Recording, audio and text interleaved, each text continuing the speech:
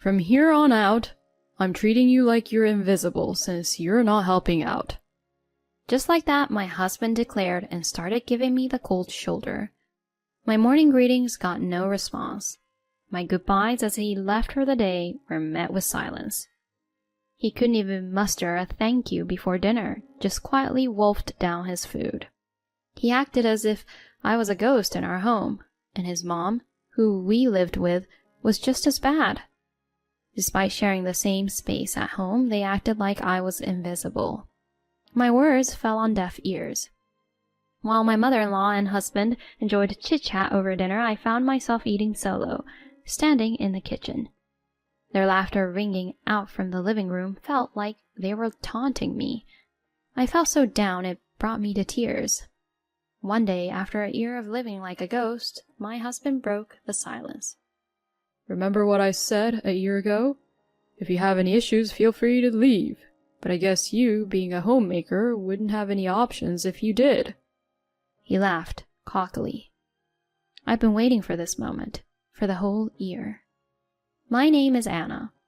I'm a 34-year-old stay-at-home wife. I met my husband Jackson about 3 years back, introduced by a friend. I've been all in on my work ever since I graduated from college. Although there were guys I found appealing, I never got into a serious relationship. I just kept shuttling between work and home for years. I left my job, so I didn't mind the routine, but a friend, feeling sorry for me, introduced me to Jackson, thinking we might hit it off.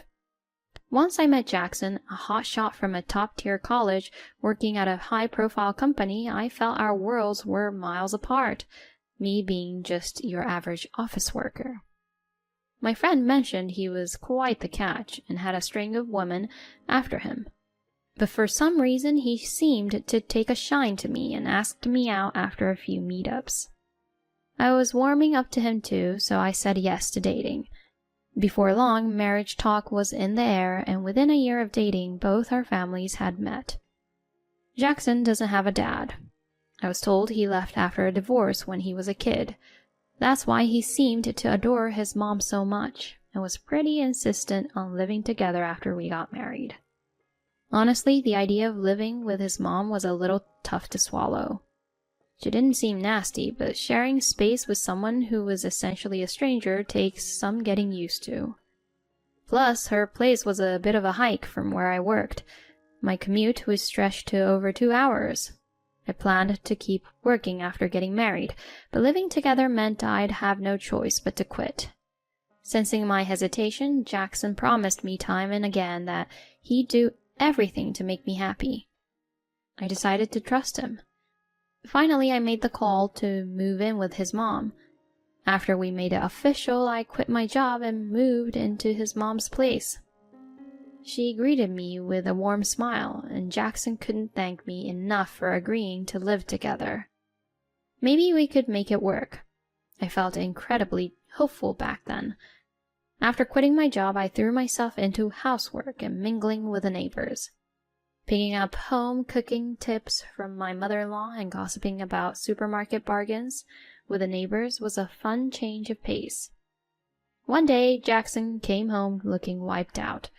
It was rare to see the typically cheerful Jackson like this, so I was a bit concerned. "Welcome home, honey. You okay? Tough day at work?" He responded, "Yeah, it was," and let out a heavy sigh. Then looking me in the eye, he said, "Anna, I need a favor. I feel lousy and embarrassed even asking, but—" He had this serious look on his face. "Hey, we're a team. Spill the beans. I'll do whatever I can to help." My response brought a faint smile to his face. "Well, I need help with work. I'm heading a new project and drowning in paperwork. I just need you to sort out some stuff I've collected online. Can you handle that?" Well, that's a bit anticlimactic. With that intense expression, I was expecting something much more serious. "That's it? Of course I'll help. I've been adapting to this lifestyle and was actually contemplating trying something new." So from that day, I started pitching in with random tasks like organizing paperwork whenever I had spare time. It felt great to lend a hand to my dear husband. The idea of easing his load didn't bother me at all, but after 2 months of living like this, I started feeling worn out. Juggling his work and house chores was beginning to weigh me down. Initially, it was just some basic internet research, but gradually I was roped into crafting presentation materials. Now I was handling all the presentation documents. It was just too much. It went beyond what I initially agreed to. There was barely any time left for house chores.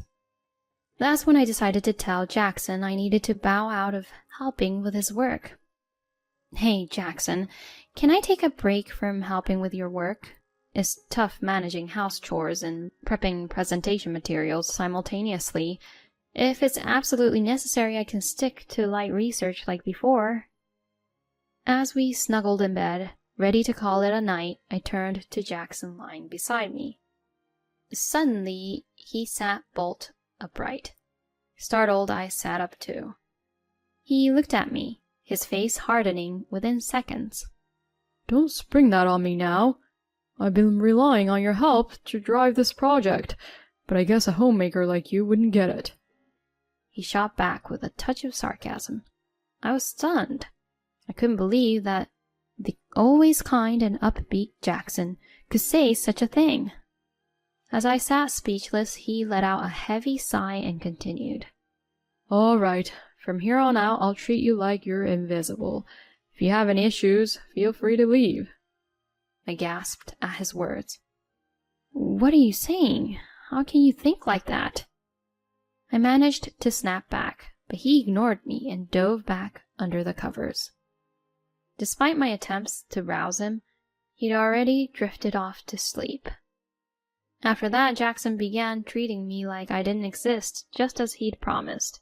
He overlooked my morning greetings, my goodbyes when he left for work, and even when I served dinner.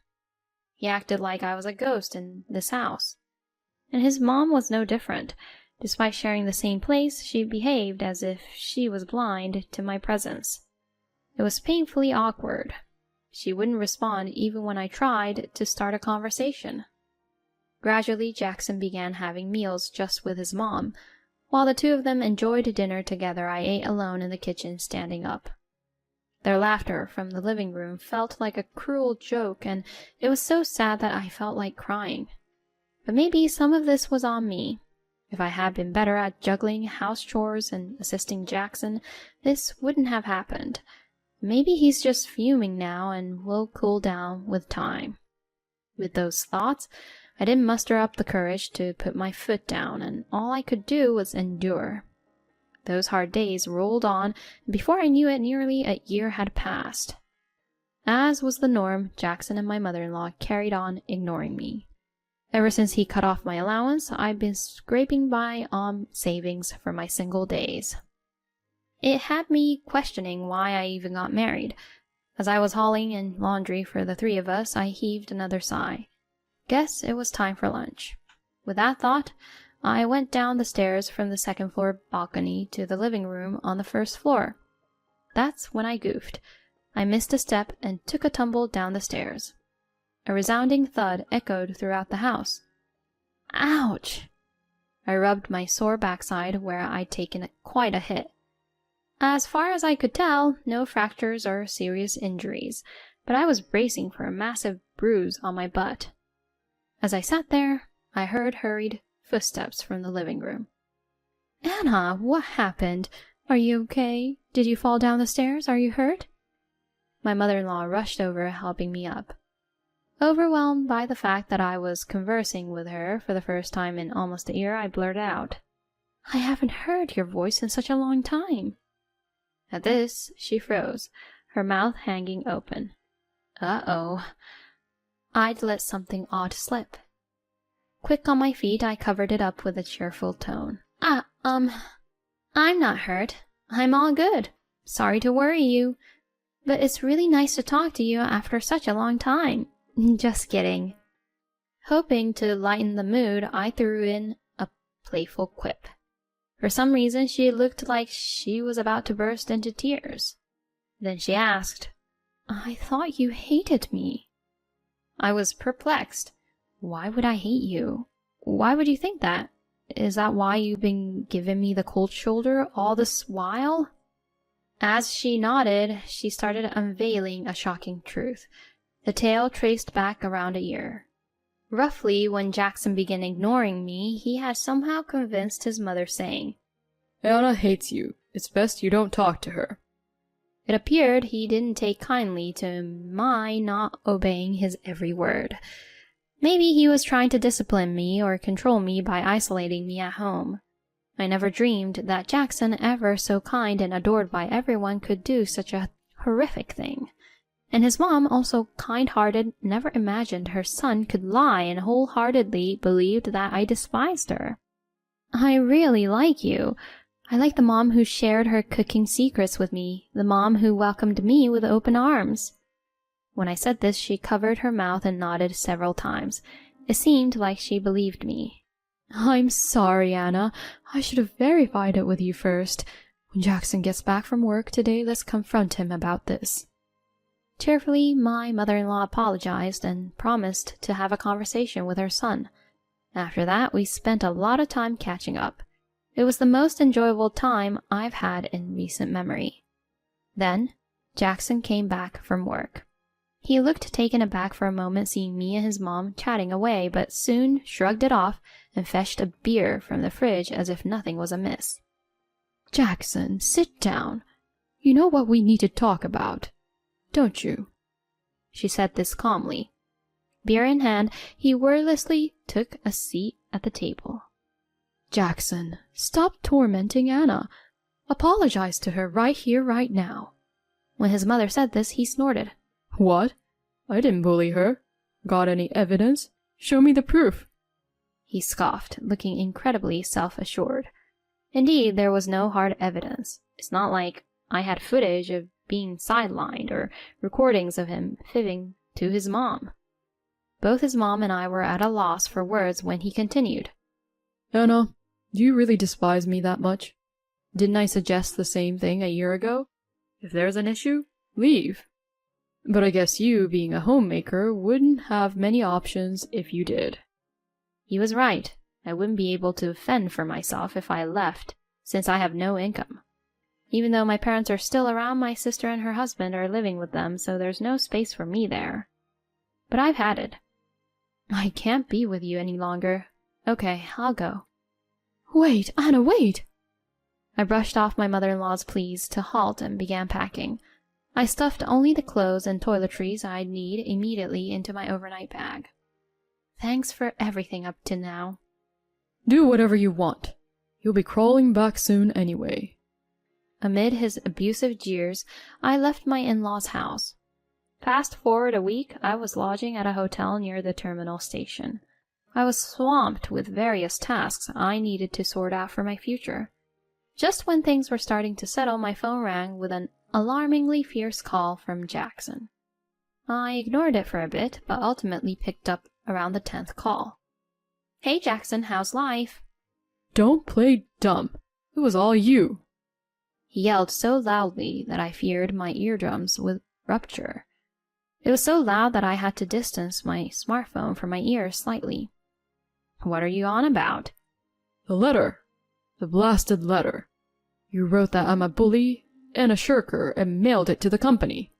What on earth were you thinking? Oh, really?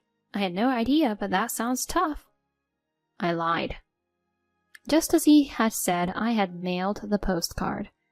After leaving my in-laws' house, I had written a letter to Jackson's workplace. Jackson shoves his work onto others. Jackson abuses his wife. Jackson is a liar. And I embellished more things in glaring red letters. Don't screw with me. Thanks to you, I'm on suspension. Me, a rising star? What the heck? I'm under house arrest until they can substantiate the claims. I just delegated work to an inept underling. I merely gave a worthless wife a purpose in life. The genial and kind-hearted Jackson was long gone. He was likely shouting with a demonic expression while yanking his hair out. If you claim so, you must have proof, right? Go on, show me the evidence. The evidence that I mailed the letter. I retorted with the exact words he had thrown at me just days ago. His fury peaked and he started shrieking, unintelligibly. There was no reasoning with him anymore. So I just ended the call saying, "Well, I'll hang up then." The following day, I swung by my in-laws' house to discuss the future with Jackson. We hadn't scheduled anything, but since it was Sunday, he should be home. I let myself in using a spare key. I didn't see my mother-in-law's shoes. She might be out shopping. In place of her shoes at the entrance, there were unfamiliar high heels. As I was pondering if it could be, I heard noises coming from the master bedroom. I had an ominous feeling, so I dumped my bags in the hallway and started filming with my phone as I approached the bedroom. Amid the clattering noise, I could hear the voices of a man and a woman. I braced myself and thrust open the bedroom door. There was Jackson in the nude, and an unknown woman sprawled on the bed. The woman spotted me and let out a startled squeal. Then Jackson also gasped. "Whoa, Anna?" Oddly enough, I felt incredibly composed, so I decided to just quietly keep the camera rolling. The woman, in a state of panic, quickly gathered the scattered clothes on the bed to cover herself. "Jackson, is she the wife? You're joking, right? You said you divorced her 6 months ago. You said you were going to marry me." So not only was this guy tormenting me, he was cheating too. He must have thought I was the perfect little housemaid. "No, it's not like that. It's not what it seems," he was muttering incoherently. And then the woman decided to just get dressed and scram, declaring that they should break up. Silence engulfed the room. When I addressed Jackson, his shoulders twitched. Then he sprang out of bed and started begging for my forgiveness. What a laughable sight. "I'll do anything. Just please don't share that video." He seemed truly terrified. He must have been shocked by how well my letter strategy worked. "So you'll acknowledge your wrongdoings and agree to divorce me? After all, I have evidence now." When I proposed this, he responded with a barely audible "Yes." Sometime later, Jackson and I officially got divorced. Of course, I sought alimony, which he agreed to pay in one go. He was demoted after his superiors discovered he was shirking his work onto his colleagues. Moreover, his reputation at work plummeted due to rumors about him mistreating his wife and our divorce. Jackson, always a stickler for appearances, couldn't bear it and ended up quitting his job. Now he seems to be living a hermit's life in his mother's house. His mom decided to continue living with him to make amends for the hassle he caused his wife, keeping tabs on his lifestyle and attempting to reshape his behavior. I do feel a tad sorry for his mother, who's blameless in this whole fiasco, but I think I'll kindly accept her gesture. As for me, I managed to go back to the company where I used to work. Apparently, there was an unexpected resignation. And, by sheer coincidence, it was in the department I used to be a part of. While it feels like I've circled back to the starting point, I've resolved to face life head-on, without harboring any resentment. That's the vow I've made.